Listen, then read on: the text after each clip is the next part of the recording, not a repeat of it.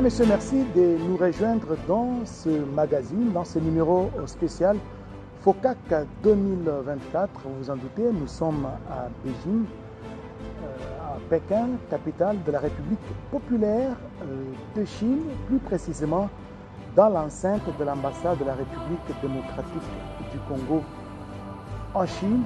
Et nous avons l'honneur de recevoir pour vous l'ambassadeur de la RDC en poste à Pékin en Chine.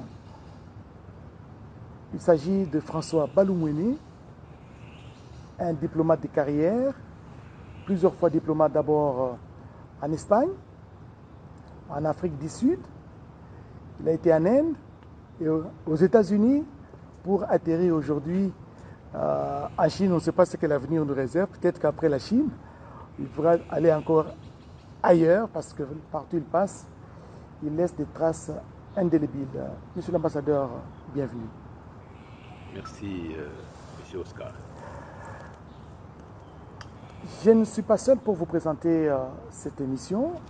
Je me suis fait accompagner d'une consoeur qui a affûté ses premières armes dans la presse, dans la profession à Kinshasa, avant de venir poursuivre ses études universitaires et même doctorat ici en Chine. Il s'agit de Joséphine Guibemba. Bonjour Joséphine. Bonjour Oscar, merci. Comment vous sentez-vous? Oui, à l'aise, très bien, merci. Et je vous ai aperçu en train de parler le mandarin. Oui, effectivement, je parle. Monsieur l'ambassadeur, nous vous avons rencontré à Washington et aujourd'hui vous êtes en Chine. Vous couvrez combien de pays parce qu'en étant ici à Beijing? Ici en Chine, on a trois extensions, excusez-moi. Il y a les Philippines, il y a le royaume de Thaïlande et il y a le Vietnam.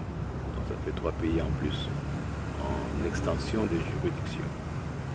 Et vous avez des ambitions de couvrir, parce que la Chine quand même c'est 1,4 milliard d'habitants. Et je sais que vous êtes beaucoup sollicité parce qu'il y a beaucoup de Chinois qui veulent venir investir en République démocratique du Congo. Est-ce que vous avez l'ambition d'ouvrir des consulats dans d'autres provinces? Certainement. D'ailleurs, avec l'apport du chef de l'État, on va, dans un avenir très proche, ouvrir un consulat général à Guangzhou pour des raisons évidentes, parce que c'est l'endroit le plus fréquenté par les hommes d'affaires et opérateurs congolais, même des Africains aussi. Donc c'est le lieu le plus prisé pour les affaires. Donc ici, là, on a déjà eu l'accord du chef de l'État. Suite à la demande, quand il était venu ici au mois de mai 2023, et la communauté qui était venue de Guangzhou, il a accédé à cette sollicitation. Et je crois que d'ici là, ça n'est pas maintenant de formalités administratives et consulaires. Donc on aura certainement, peut-être avant la fin de l'année ou au début de l'année prochaine, un consul général qui sera nommé en Guangzhou pour encadrer les hommes d'affaires et les Congolais vivant là-bas. Les Congolais vivant en Guangzhou, tout comme ceux-là qui sont à Shenzhen, n'auront plus de problème. Ils ne vont pas venir à Beijing pour avoir, par exemple, le passeport. Tout sera commandé à partir de là. Évidemment, tout sera fait là-bas. Shenzhen est à côté de Guangzhou, c'est la même province en plus. Donc il n'y a aucun problème. Donc ils vont se retrouver à Guangzhou. Un dispositif spécial sera mis pour tous les problèmes de papier auxquels font recours nos populations de chez nous ou d'ailleurs. Monsieur l'ambassadeur, revenons sur l'actualité qui a bougé la Chine.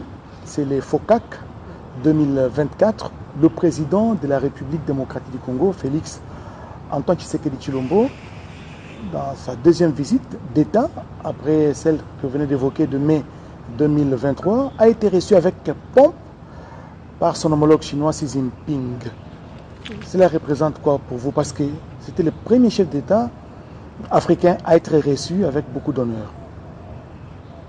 Il n'a pas seulement été le premier chef d'État à être reçu de 2 à 10 heures du matin, mais il a été le seul chef d'État qui a eu droit à un logement spécial dans des guest house, des state guest house, où on loge des très grandes hôtes de marque.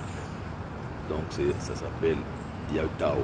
C'est là où il a été logé. Et tous les autres collègues présidents qui sont venus d'Afrique étaient dans les hôtels normaux.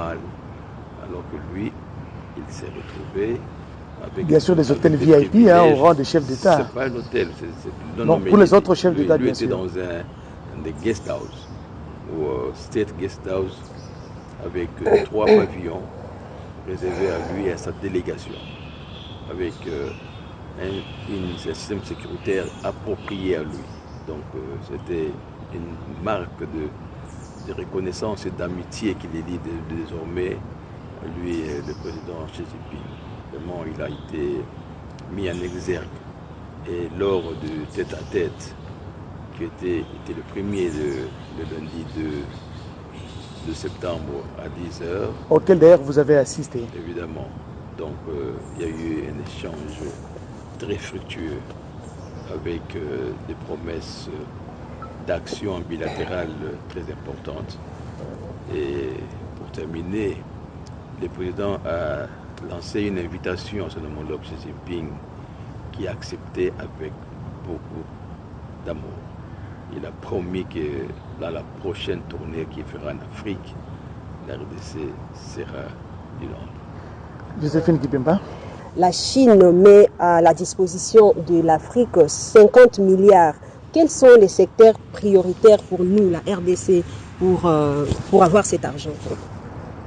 Bah, écoutez, ce qui est beaucoup plus admirable de la coopération de la Chine avec le continent africain en général et avec la RDC en particulier, c'est cette ouverture au réel, cette ouverture d'échanger des expériences, d'aider l'Afrique à avoir accès aux technologies modernes dans différents secteurs.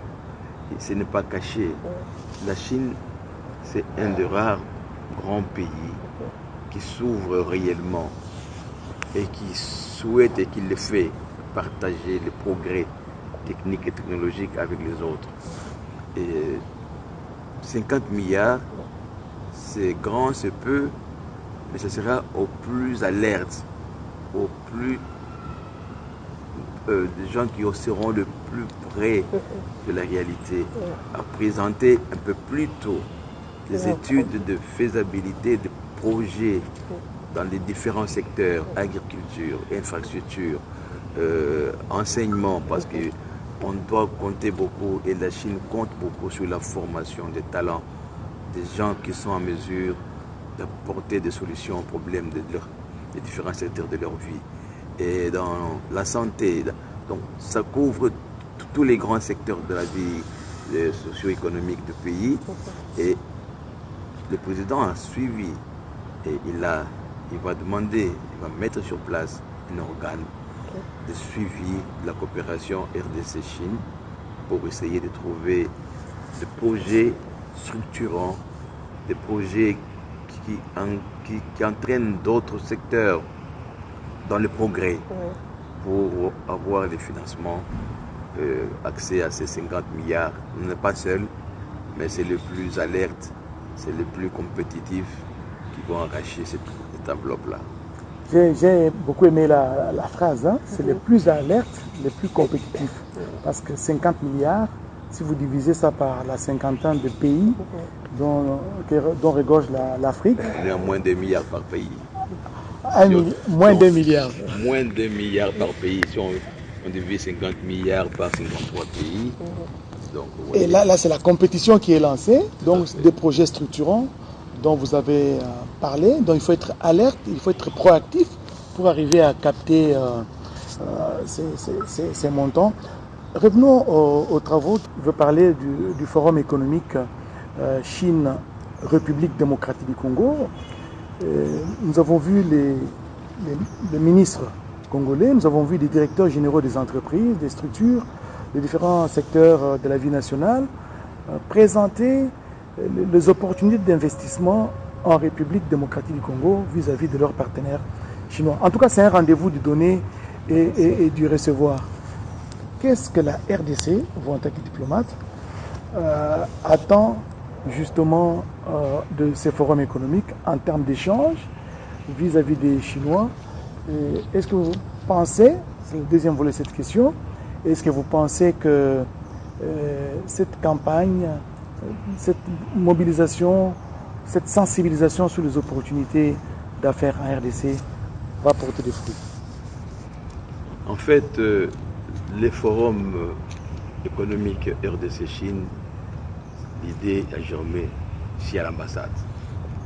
C'est nous qui avons initié, profitant de ces grands forums Chine-Afrique, nous avons dit qu'il était temps qu'on prenne au moins 2 jours pour expliquer aux Chinois qu'est-ce que la RDC.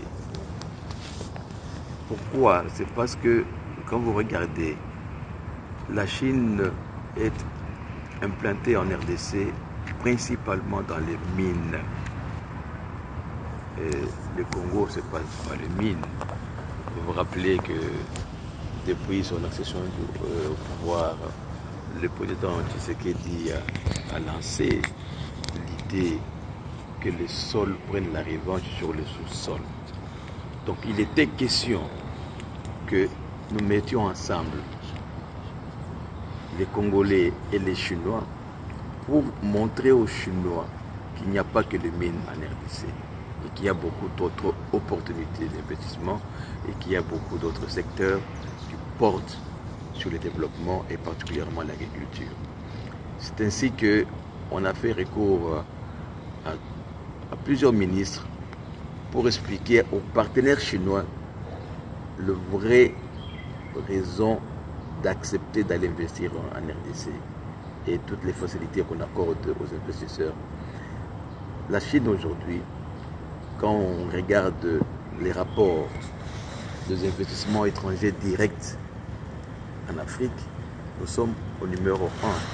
On est en numéro 1 parce qu'on a aujourd'hui évalué les investissements chinois à plus de 25 milliards de dollars dans le secteur minier.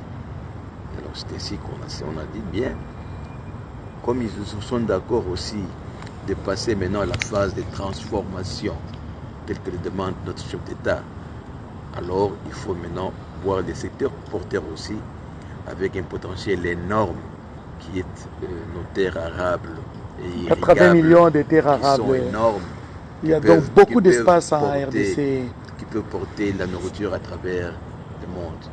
Donc c'était ça notre idée, c'est de mettre tous les opérateurs économiques chinois et congolais ensemble, échanger sur d'autres opportunités d'investissement. Il y en a plein en RDC. Monsieur l'ambassadeur, j'ai assisté à un des panels parce qu'il y a eu 3 panels qui sont constitués lors de ce forum économique Chine-RDC. C'est les panels agriculture. Nous avons appris que les Chinois consomment plus des piments. Les piments rouges consomment beaucoup de piments. Et c'est vraiment un marché potentiel. La Chine constitue un véritable marché, une aubaine pour la RDC, dans ce sens que si nous faisons les calculs, 1,4 milliard de Chinois, chacun consomme un piment, le piment rouge. Faites les calculs, donc c'est beaucoup d'argent. Et la Chine peut apporter, comme vous l'avez dit, la compétence sur le plan technique, mécanisation de l'agriculture, et en retour, les produits des champs peuvent être vendus ici en Chine, c'est ça. D'ailleurs, il y a eu la signature des accords à Santia, dans la province de Hunan, sur le potentiel agricole en matière de piment, de sésame, de cacao et café pour être exporté vers ici. Mais quand on parle d'exportation, après la production, c'est pour avoir une production à un haut niveau, pour avoir une production à même d'être bien entretenue et bien emballée et exportée, il faut des capitaux. Et justement, c'est là le secteur porteur. Et les Chinois sont prêts à venir pour nous aider à produire beaucoup plus qu'il ne le faut. C'est que c'est un marché porteur, mais il faut produire des bons piments, il faut bien le structurer, il faut bien répondre aux normes pour qu'on puisse les amener ici en Chine. D'ailleurs, dans son discours sur le FOCAC, le président Xi Jinping a dit que désormais les portes sont largement ouvertes aux produits agricoles africains, avec 100% de zéro paiement, donc zéro taxe pour entrer en Chine. C'est à nous de nous préparer. C'est le moment que nous puissions maintenant avoir des grands projets agricoles. La Chine, c'est le plus grand consommateur de soja à travers le monde. Et il est fourni en soja particulièrement par les États-Unis et par le Brésil. Mais l'Afrique est à côté de la Chine. Donc, développer aussi la culture de soja en quantité, en produire en quantité industrielle, servira aussi au marché chinois. Donc, nous avons tout intérêt à nous mettre à faire de notre agriculture un grand moteur de développement. Et c'est possible avec l'apport de la Chine qui est prête à nous amener et les capitaux, et la technologie, et les techniques, et les équipements pour le faire. Mais il faut qu'on travaille dans des conditions où on offre des conditions assez bonnes ou très bonnes pour les attirer. Mais ils sont prêts à venir chez nous. Ici, dans l'enceinte de l'ambassade, il y a eu un autre accord qui a été signé sur le plan des ressources hydrauliques. Dites-nous un peu, ça va se passer comment? C'est le financement des microcentrales, du Grand Inga. Ça s'est passé chez vous ici à l'ambassade? À l'ambassade, il y a eu la signature entre l'homme d'affaires et le ministre de ressources hydrauliques et électricité. Bien sûr, c'est pour le financement des barrages. Mais vous savez que la Chine a une préoccupation. Nous sommes nous-mêmes porteurs d'un grand projet Inga. Et le président en parle. Ce projet est porteur, mais tellement que ça prend beaucoup d'argent et beaucoup d'années pour sa mise en exécution. Mais nous avons une multitude de rivières, nous avons une multitude de sites sur lesquels on peut produire des micro-barrages, des moyens barrages, allant de 10, 20, 30, 100, 200, 300. Mais 300 caviar. Toutes ces énergies-là sont là à notre portée, mais il faut le mettre en exécution. Et c'est ça qu'on va faire avec la Chine. Dans le solaire, dans les énergies renouvelables, la Chine a les records mondiaux. Alors, nous devons profiter aussi de cette avancée technologique pour essayer d'apporter de l'énergie dans le ménage, dans les territoires et dans les industries. Donc, c'est un secteur vraiment porteur. On ne peut pas parler de développement. Il y a deux facteurs importants dans le développement.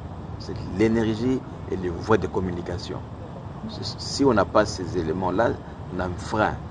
Donc c'est ainsi qu'avec la Chine, nous sommes dans les dispositions vraiment d'avoir des financements dans ces secteurs-là. Et ça portera sur les restes. Il y aura des effets d'entraînement pour les autres secteurs. Excellence, je voudrais vous poser une question de curiosité, peut-être avant de donner la parole à ma consoeur. C'est justement par rapport aux Congolais vivant en Chine, ceux-là qui ont choisi la Chine comme leur seconde patrie. Je voudrais savoir, est-ce que les Congolais s'intéressent à leur ambassade? Est-ce qu'ils viennent avoir des renseignements, prendre des renseignements ici à l'ambassade? Ou bien c'est seulement quand ils ont des problèmes qu'ils vous contactent, ou bien qu'ils viennent recourir à leur représentation diplomatique? Non, les Congolais vivent en connexion avec leur ambassade. D'ailleurs, j'ai fait plusieurs rencontres, surtout avec les étudiants. Régulièrement, d'ailleurs, je prévois déjà prochainement aussi une rencontre avec les étudiants pour faire un débriefing sur les séjours du président ici et sur les FOCAC, pour qu'ils comprennent aussi, comme ils sont ici, l'importance et comment ils doivent se mettre vraiment sérieusement aux études pour être de talent pour la République. Donc, on a ouvert même un site, donc ils s'enregistrent eux-mêmes. On vit vraiment en harmonie avec toute la communauté qui a pris la Chine comme seconde patrie. Excellence, parce que nous sommes à l'ambassade, parlons de notre ambassade. Depuis votre arrivée ici à l'ambassade, nous avons vu en fait que l'ambassade s'est vêtue d'une plus belle robe. Nous voulons savoir quelle est la magie que vous avez fait pour transformer notre ambassade. Il n'y a pas de magie. Et où est-ce que vous avez eu l'argent pour Il n'y a faire pas tout de ce que magie. La première chose, c'est que quand on est arrivé, on a trouvé que ce n'était pas agréable, ce n'était pas un lieu de travail agréable pour tout le monde, pour tous les diplomates. Et la résidence n'était pas dans un état où on peut y vivre. Alors, le chef de l'État a décidé de mettre des moyens dans les ambassades pour la rénovation, pour réhabilitation du bâtiment là où nous sommes propriétaires. Et ici où nous sommes, ça nous appartient à la République. C'est ainsi que, après avoir fait un devis régulier et normal de la réhabilitation de 2 bâtiments, nous l'avons transmis à Kinshasa et nous avons reçu en retour les moyens que nous avons mis à 99,9% pour les travaux. L'affectation était régulière de tous ces fonds. Et là, tout le monde a vu, tout le monde a vécu et tout le monde est content. Ouais. Bon, c'est une question de curiosité parce que, monsieur l'ambassadeur, je vous ai connu, je vous ai vu plusieurs fois aux États-Unis, à Washington. D'ici, vous avez travaillé en Afrique du Sud, vous avez été en Espagne, d'ailleurs votre premier poste d'attache. Et en termes d'années de fonction, en tant qu'ambassadeur, vous êtes pratiquement les doyens des ambassadeurs. En termes d'années en fonction, moi je voudrais savoir, partout où vous passez, vous laissez des traces indélébiles. Dites-nous, vous êtes de quelle école? L'école des patriotes, tout simplement. Mais nous tous, nous sommes des patriotes. Vous n'allez pas vous réclamer, vous allez réclamer vous seul. Chacun à son degré. J'aime mon pays et je mourrai pour ce pays. Notre pays, c'est parmi les grands pays, mais que les Congolais ignorent sa grandeur. Si vous regardez en Afrique, en toute réalité, la RDC a une vocation naturelle d'être la locomotive du développement de tous les continents. C'est un discours qu'on a toujours entendu, dont on a toujours entendu parler. Non, mais écoutez, il faut l'entendre, mais puis il faut le pratiquer, il faut le vivre. Hein. Depuis que je suis arrivé ici, mon seul souci, c'est de voir tous les secteurs de développement de notre pays prendre de l'élan. Nous sommes gâtés par la nature. La providence divine. Mais malheureusement, nous sommes prêts à quitter ce pays pour aller ailleurs. Je disais une anecdote. Si demain on disait aux Congolais qu'ils pouvaient partir à n'importe quel pays sans visa, ce pays-là va se vider et les autres viendront parce qu'ils connaissent la valeur. Ce sont les étrangers qui connaissent la valeur du Congo, RDC, et les Congolais eux-mêmes rêvent d'aller ailleurs.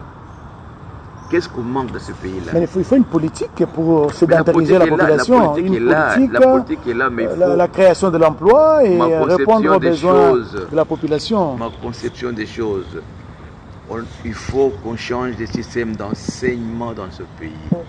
Qu'on apprenne aux Congolais les Congos. Qu'on forme le Congolais pour les Congos. L'enfant chinois, il est formé pour son pays. Il est formé pour son pays. Et on lui apprend ce que c'est que la Chine. Et qu'est-ce que la Chine représente pour le monde. Et qu'est-ce que nous devons devenir pour le monde. La RDC, c'est pareil. Nous avons un système d'enseignement qui date d'avant l'indépendance. On nous apprend le monde au lieu de nous apprendre notre pays. C'est ça le problème. Les jours où les Congolais, tout Congolais connaîtra la valeur du Congo, tout Congolais sera prêt à mourir pour son pays et ne jamais aller insulter son pays à l'extérieur. Parce qu'on ne connaît pas, on ne nous a pas formés, on ne nous a pas donné les éléments dont dispose ce pays pour être la locomotive du développement économique de toute l'Afrique. C'est malheureux. C'est ça mon seul souhait, et je le dis à qui veut l'entendre. Merci, monsieur l'ambassadeur. On doit prendre aux Congolais le Congo d'abord. Je pense que les Congolais vont prendre conscience sur la valeur, la vraie valeur de ce pays. Peut-être si l'ambassadeur a un dernier mot à dire, sinon je pense que toutes les questions sont un dernier mot à dire, c'est tout simplement que nous soyons tous responsables de ce que nous faisons pour valoriser la RDC. Le monde entier regarde la RDC et les Congolais regardent ailleurs. Il est temps de se conscientiser, de prendre le Congo comme modèle. Et dans mon rêve, peut-être trop exagéré, je dirais que si nous travaillons dur, on fera de la RDC la Chine du continent africain. Parce que la Chine, c'est un miracle. La Chine, dans 50 ans, a transformé littéralement et complètement tout le pays. C'est un modèle.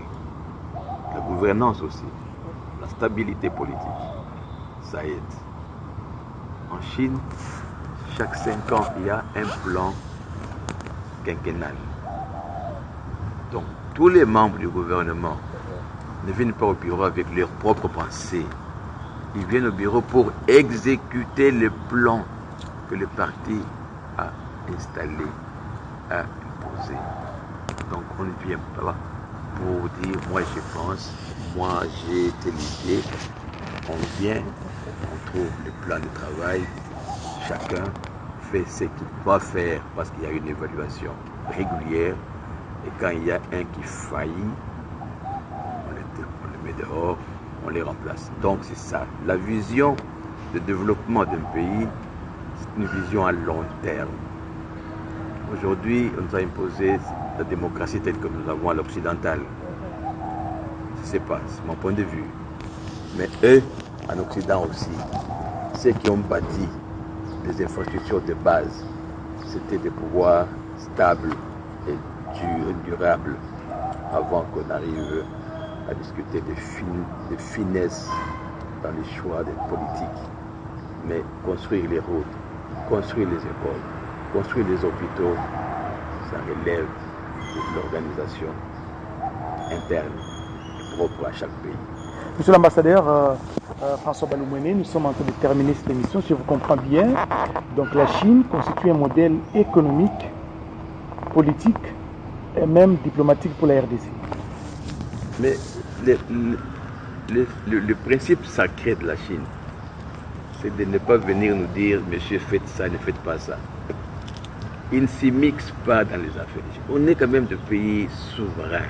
Je ne sais pas si les gens comprennent ce que la souveraineté. La souveraineté signifie que vous-même, vous portez la responsabilité de votre pays.